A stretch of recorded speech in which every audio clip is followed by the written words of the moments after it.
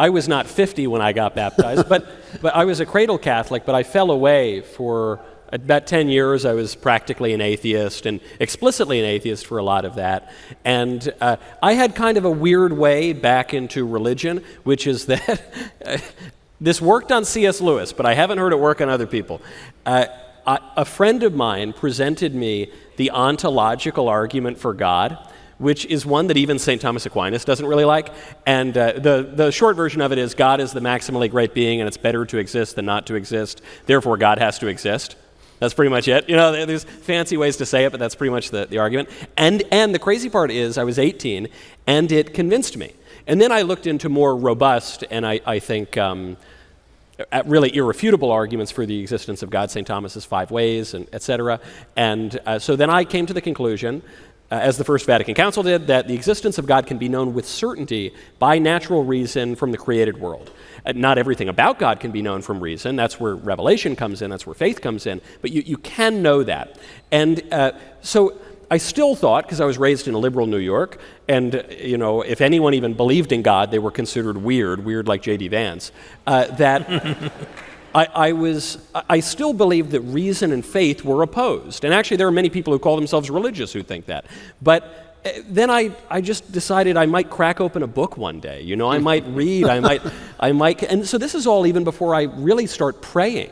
Boy, prayer, highly recommended. That really opens up your religious life. But even just reading, you know, it turns out that all these questions that perplex us today, it turns out that smarter people than we thought about them a long time ago, and they've debated them for millennia, and they've come to some pretty good answers that might be better than the ones that you've come to. So I really want to talk about something. Thank you, fellas.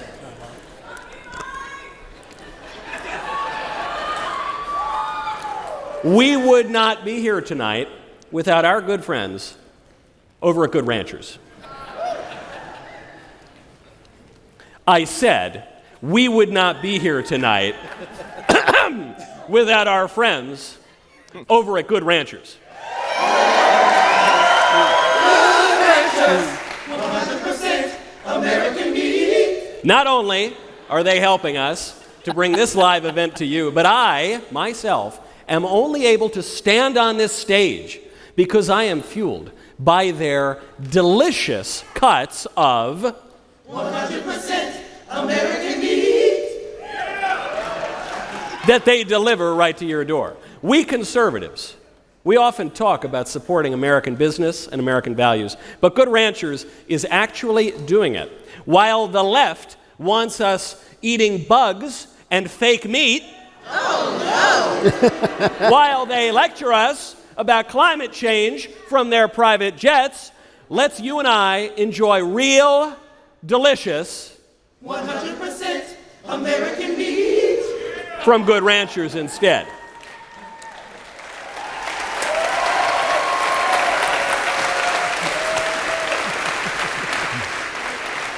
Good Ranchers meat has no antibiotics or hormones. It is pre-trimmed and individually packaged. Most important, it is all born, raised, and made right here in the U.S. of A.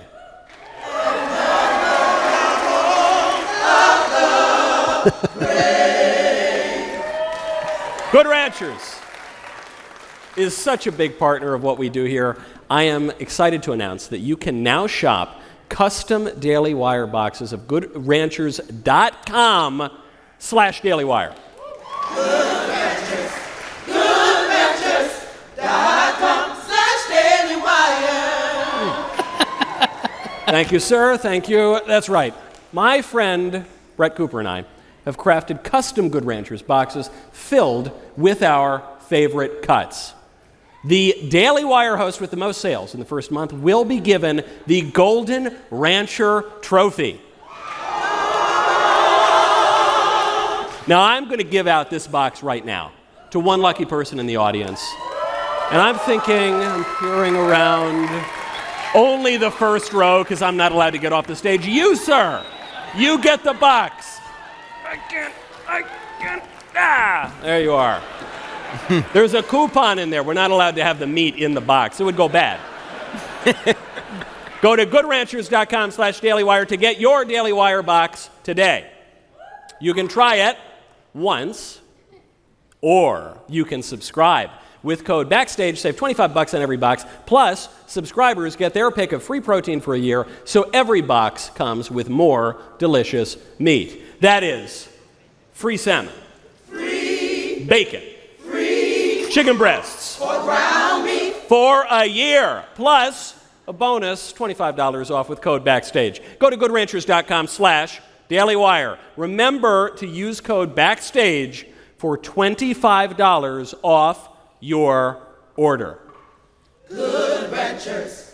GoodRanchers.com/dailywire. So anyway, I broadly then agreed with Christianity. I read the Gospels, and I believe that Jesus is who he says he is, but I didn't know about Protestantism or Catholicism or Eastern Orthodoxy. And anyway, I came to the conclusion that the historical claims of the Church are true, of the Catholic Church are true, and I also came to I hear some mackerel snappers out there, even in the heart of the Bible Belt.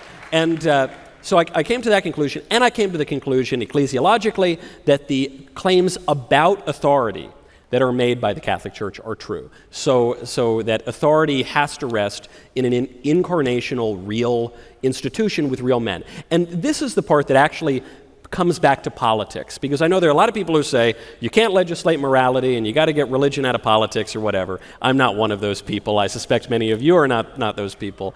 I came to understand that what separates Christianity from other religions, especially like the dharmic religions, the non-theistic religions, is that ours is a faith that is grounded not just in poetry, not just in philosophy, but in journalism, in fact. You know, the claim of Christianity is God becomes man in a place in the fullness of time under the Roman Empire, which is actually significant, and he picks real people, and he establishes a real church, and he leaves us real sacraments, because we're not just floating spirits. You know, in modernity, liberalism tells us that we're just kind of floating in the ether, man. There's no time, there's no body. I'm a man, but I could be a woman, you know, whatever. I could be whatever I want to be. No. What Christianity says is man is irreducibly historical. Man has a body, he lives in a place, he's born to a family, in a political community, and that all means something. And so that then informs one's political views,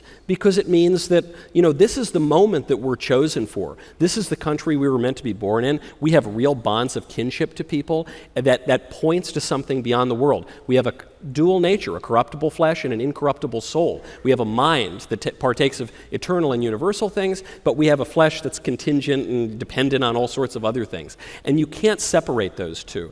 St. Paul says, you know, if the resurrection is false, then we're all just a bunch of dopes, basically. You know, it has to be historically true. And the final point I'll make on this that's important to politics is, if all of that is the case, if the Word is made flesh and dwells among us, and actually the second person of the Trinity like lives in time and is crucified by a legal authority with jurisdiction over the whole world, it means that history is not merely literal. It means that history has an allegorical meaning, that we interpret history. The political events that we're in, this very moment that we're all in right now, we can't understand the full meaning of this event in our lives as it happens. We do that in retrospect. We do that as we interpret history, which is just the record of the political events that have happened. And that means that there is meaning, profound meaning, imbued in every single moment that we live. It means that we encounter some random Joe on the street, to use a phrase from C.S. Lewis. We're encountering an eternal being, and we cannot